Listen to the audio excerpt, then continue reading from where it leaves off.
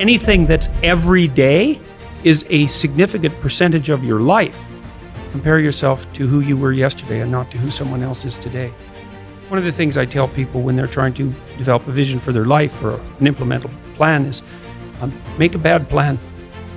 Make the best one you can, but don't get obsessive about it. It's like, make a plan, implement it. You'll figure out when you implement it why it's stupid, exactly, and then you can fix it a little bit. And then you can fix it a bit more, and then you can fix it a bit more. I don't think that I've ever been in a situation where if something wasn't going right for me and I sat and thought, okay, all right, I'm willing to figure out what I'm doing wrong, which is a big thing to think because you never know how much you're doing wrong. It might be something that you really don't want to contend with. But if you clear some space to meditate on that, the probability that you'll figure out something that you did that was stupid, that's bending you and twisting you in the wind, you'll get an answer very, very rapidly.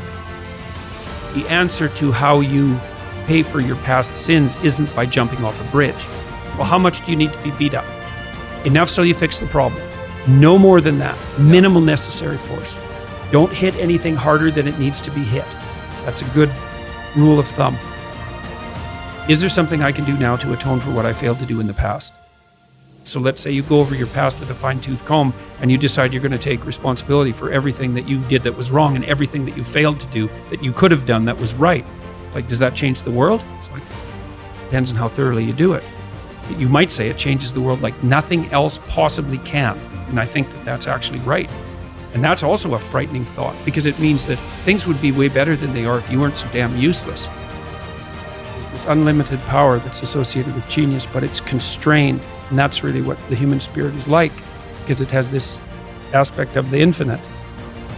When you don't get what you want, then a landscape of questions emerge, and those questions can resonate through different levels of your identity, from the trivial, oh, I told the joke wrong, to the profound, there's nothing desirable about me and I'll be alone for the rest of my life. It's daunting to even consider that, and then there's the discipline and responsibility that necessitates, which is also daunting. It's like, oh my God, the problem's that serious? I'm really going to have to get my act together in order to not contribute to it, much less solve it. And so the problem is terrible, and then the solution is daunting. When I commit to something and make sacrifices, if something's valuable, you'll make sacrifices to attain it. And that discovery of sacrifice, it's one of the primary factors separating human beings from animals, because we discovered that we could let go of something we value in the present and we would gain something we value even more in the future. You got to aim at something.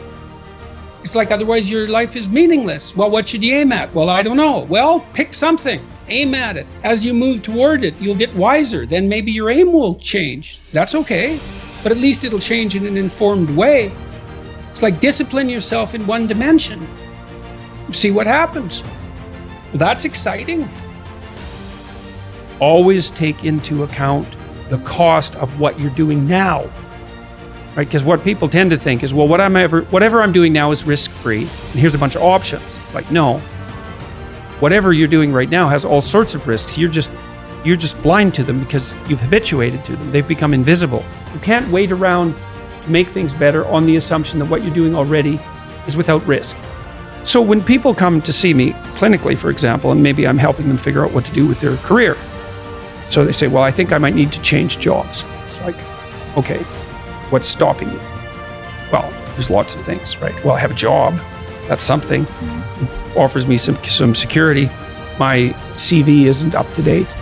People don't like updating their CVs. It's partly because it's hard, but also because they're not very proud of it. So then updating your CV turns into sort of updating your life, and that's a complicated thing. And then maybe you don't like being interviewed, because most people don't, and maybe you don't like being judged. And maybe you don't like the fact that if you look for another job, there'll be 50 rejections for every one acceptance. It's like there's a whole plethora of terrible things you have to encounter if you want to change jobs. So you think, well, I'm not going to do that. The risk is too high. It's like, fair enough. What's the risk of doing what you're doing? That's easy. You don't like it? Guaranteed suffering. Yeah. Well, yeah, and accelerating suffering. Because let's say you're 35 now and you don't change your job. Well, you'll be 40 so fast you can't even believe it. It'll just happen. Like, it'll take 5 years, but it happens overnight in the same way. And if you haven't changed, then you'll be the same except worse. So that's the alternative. if you don't find what you're doing sufficiently productive or responsible or meaningful or engaging or all of that. It's like, well, there's a big risk in changing it. It's like, yeah, there is.